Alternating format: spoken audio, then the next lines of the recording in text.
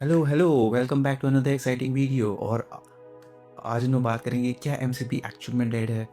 MCP बना था अलग अलग सर्विसेज को कनेक्ट करने के लिए, बट लेकिन जो एडवांस मॉडल्स हैं वो ऑलरेडी काफ़ी बैड है और हम खुद से सब कुछ कर लेते हैं। तो क्या हमें एमसीपी की एक्चुअल में ज़रूरत है? Let's see.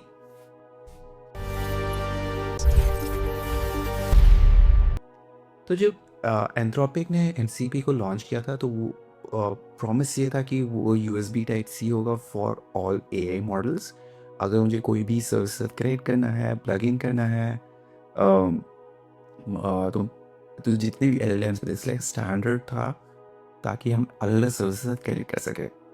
बट लेकिन आज की डेट में तो जो मॉडल्स हैं वो खुद से ही कॉम्प्लेक्स बैश कमांड्स हैं उसको खुद से रन कर सकते हैं, खुद से कस्टम स्क्रिप्ट्स लिख सकते हैं, वेब ब्राउज कर सकते हैं खुद से ऑटोनोमसली। तो वहाँ पे क्वेश्चन राइज होता है कि क्या हमें एमसीपी की एक्चुअल में ज़रूरत है जब वो खुद से ही सर्विसेज को कनेक्ट करके चीज़ें कर सकता है। अगर मैं बात करूँ लाइक एक न्यूज़ की जहाँ पे चैटजीपीटी के मॉडल ने हगिंग फेस हैक कर लिया था एंड एक कंट्रोल्ड एनवायरनमेंट था। चैटजीपीटी के जो लेटेस्ट मॉडल था उसके कंट्रोल्ड एनवायरनमेंट में, सैंडबॉक्स एनवायरनमेंट में, जहाँ पे उसको बोला नहीं गया था कि हगिंग फेस को रीच आउट करो या कुछ एक्शन उस तरीके से परफॉर्म करो, बट स्टिल उसने ओपन वेब को एक्सेस किया, एक अनकॉम्प्रोमाइज क्रेडेंशियल्स ढूंढा, फिर उसके बाद वहाँ पर उसको लेवरेज किया उस पर्टिकुलर सिक्योरिटी थ्रेट को एंड उसने हगिंग फेस के सर्विस को रीड किया। एंड यहाँ पे कोई एमसीपी था ही नहीं, राइट? तो अगर एडवांस मॉडल्स खुद से ये सारी चीज़ें कर सकते हैं तो फिर हमें एमसीपी का जो एमसीपी क्लाइंट है, सर्वर है, पूरा जो इंटायर कॉन्फ़िगरेशन है, पूरा कोड, वो उसकी ज़रूरत है कि नहीं है। लाइक अगर खुद से ही जो एडवांस मॉडल्स है खुद से सब कुछ कर पा रहे हैं तो एंड ये जो एडवांस मॉडल्स होते हैं वो करते कैसे हैं ये सब? तो उन मॉडल्स को एक लाइक फॉर एग्जांपल एक कोड पैड या एक एग्जीक्यूशन एनवायरनमेंट रहता है कि तो आप सबको तो पता होगा कि AI models can write code. तो वो खुद से वो कोड लिखता है एंड देन उसको एग्जीक्यूट करता है विद दैट एग्जीक्यूशन एनवायरनमेंट में एंड वो एग्जीक्यूट करके वो टेक्निकली बहुत कुछ कर सकता है। तो या तो ये था। एंड बहुत सारे एक्चुअली नॉट जस्ट चैटजीपीटी, बहुत सारे ऐसे न्यूज़ आ रहे हैं जहाँ पे जैसे एंथ्रोपिक का क्लाउड है एंड जहाँ पे वो ऑटोमेटिकली वो बहुत कुछ अचीव कर पा रहे हैं जो एडवांस मॉडल्स। तो ये था। तो कोर क्वेश्चन यही आता है कि अगर एआई मॉडल खुद से ब्राउज कर सकता है, खुद से वन इवन वनरेबिलिटीज़ को एक्सप्लॉइट कर सकता है, कोड लिख सकता है और टर्मिनल्स को यूज़ करके एपीआईज़ के साथ डायरेक्टली इंटरेक्ट कर सकता है, तो क्या हमें एमसीपी और एमसीपी क्लाइंट्स और एमसीपी सर्वर्स की ज़रूरत है अभी एट दिस स्टेज? एंड क्या हमें फ्यूचर में उस आ, भी एमसीपी की ज़रूरत पड़ेगी कि नहीं पड़ेगी? क्या हमें टाइम यूटिलाइज करके हम एमसीपी पढ़ें कि भी नहीं पढ़ें? क्या वो आउटडेट हो जाएगा इन द फ्यूचर? तो ये कुछ कोर क्वेश्चंस हैं। तो अब देखते हैं कि एमसीपी का प्रोज क्या है, कि कहाँ कहाँ पे वो एक्चुअल में बेनिफिशियल है। अम, तो भले ही अगर मैं बात करूँ कि एडवांस मॉडल्स भले ही वो कोड जनरेशन कर सकता है एंड पर लेकिन अगर वो एंटरप्राइज में अगर मैं बात करूँ, एंटरप्राइज में जहाँ पे एजेंटिक सिस्टम्स है तो वहाँ पे हम लोग को एक स्टैंडर्ड, सिक्योर और गवर्न रन टाइम की ज़रूरत होती है। अ, उस सिक्योरिटी मैटर करती है, स्टैंडर्डाइजेशन मैटर करता है, तो उसके बारे में और आगे देखते हैं। तो पहला तो रीज़न, सबसे बड़ा इम्पॉर्टेंट रीज़न है कि सिक्योरिटी एंड गार्ड रेल्स। अगर मैं बोलूँ कि एआई एजेंट खुद से कोड लिख सकता है, खुद से सारी चीज़ें कर सकता है, इसका मतलब ये नहीं होता है कि हमें फुल एक्सेस दे दें एडवांस मॉडल्स को कि वो कुछ भी करे। एंड वहाँ पे सिक्योरिटी और गार्डियंस बहुत इम्पॉर्टेंट फैक्टर है जहाँ पे हम लोग उसको कंट्रोल कर सकते हैं कि वो एग्जैक्टली क्या क्या एक्सेस कर सकता है और कब क्या एक्सेस करता है, कब नहीं एक्सेस कर सकता है। तो वहाँ पे तो सिक्योरिटी अगेन इम्पॉर्टेंट है। तो एमसीपी सर्वर हम लोग को हेल्प करता है कि जो डेटाबेस के क्रेडेंशियल्स हैं या एपीआई सीक्रेट्स है वो प्रॉपर्ली स्टोर्ड रहे और प्रॉपर्ली यूज़ हो। और तो एंड अगर एआई खुद से कोड लिख रहे हैं एंड खुद से कोड लिख के कुछ भी कर रहे हैं तो वहाँ पे वो आ, तो वो वहाँ पे ये हो सकता है कि सेंसिटिव जो इन्फॉर्मेशन है वो प्रॉम्प्ट में आ सकता है, प्रॉम्प्ट हिस्ट्री में आ सकता है, जो कि हम लोग को नहीं चाहिए। सर्वर लेवल स्कोप्स कि अगर मैं बात करूं कि एमसीपी सर्वर्स क्या करते हैं कि वो read hard read only constraints रहेगा कि हम लोग एक पर्टिकुलर फैशन में एक पर्टिकुलर सर्वर को एक्सेस कर रहे हैं कि ऐसा नहीं होना चाहिए कि यहाँ पे एलएलएम को फुल फ्रीडम था एंड उसने ड्रॉप टेबल कर दिया, उसने पूरा डेटाबेस को रीड कर दिया या कुछ कर दिया। That should not happen in the enterprise production environment. तो वहाँ पे एमसीपी की ज़रूरत होगी कि एमसीपी एक करेक्ट फैशन में डेटाबेस से कुछ भी सर्विसेज उसको एक्सेस करेगा एंड जो भी प्रॉपर स्कोप्स है उसी स्कोप में चीज़ें एग्जीक्यूट होंगी। और दूसरा चीज़ है ह्यूमन इन द लूप। तो मैं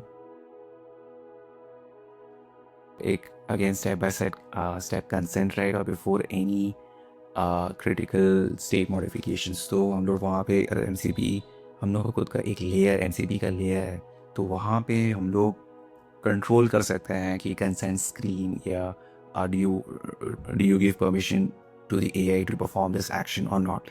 तो ये जो कंसेंट्स हैं तो वहाँ पे वो चीज़ को इम्प्लीमेंट कर सकते हैं rather दैन कि एआई खुद से ही सब कुछ कर ले। तो अगर हम लोग प्रॉपर यूज़र ऑथराइजेशन चाहिए तो उस चेक के लिए हम लोग को अगेन एमसीपी की ज़रूरत होती है। तो ये थे गार्ड रेल्स एंड ओके।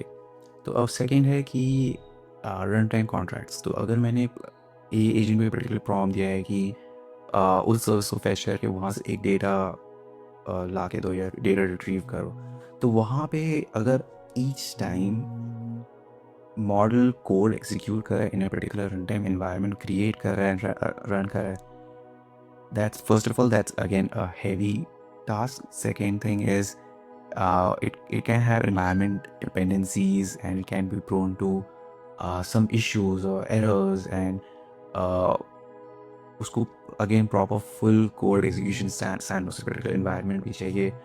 तो उतना मेहनत की यहाँ पे exactly ज़रूरत नहीं है and we can just use MCP जहाँ पे एक structured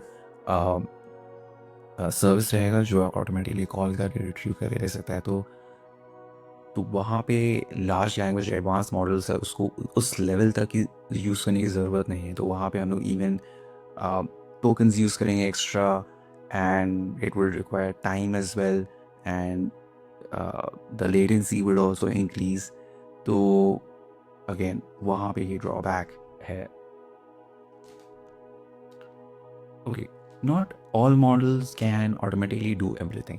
तो अगर मैं बात करूं कि जो जैसे मैंने बोला था ChatGPT के जो एडवांस मॉडल्स है उसने हवी फेस को जो हैक किया, तो that's a advance models which has like trillions of parameters.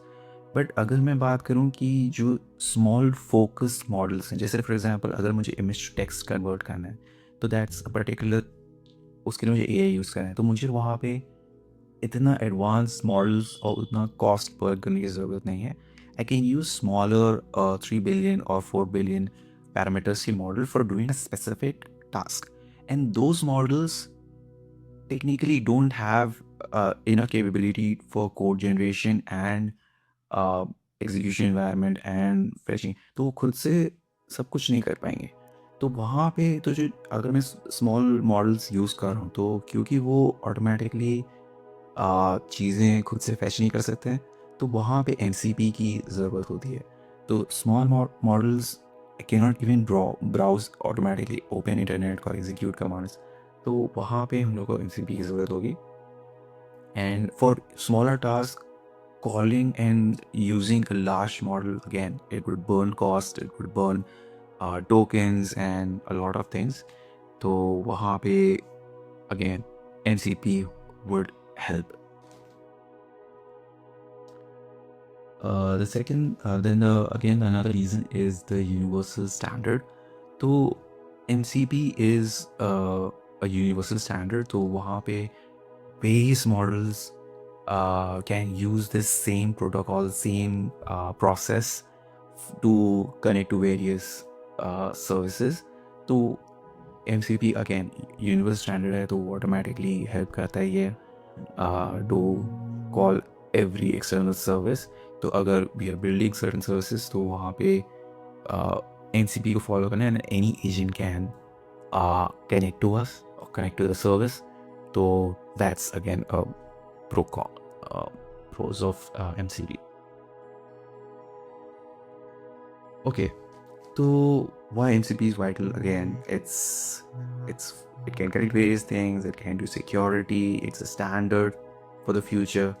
So yes, MCP is actually very much alive. And if you ask me, like, should we actually learn MCP? Yes. MCP is used for production agents, enterprise softwares, multi-tool platforms. तो वहाँ पे MCP की actual में ज़रूरत होती है, and we can't just always rely on large models doing everything with full freedom. तो MCP can help us control, secure, and make a production ready environment. Yeah, that was it. Thank you so much for watching. Please do like and subscribe. Thank you.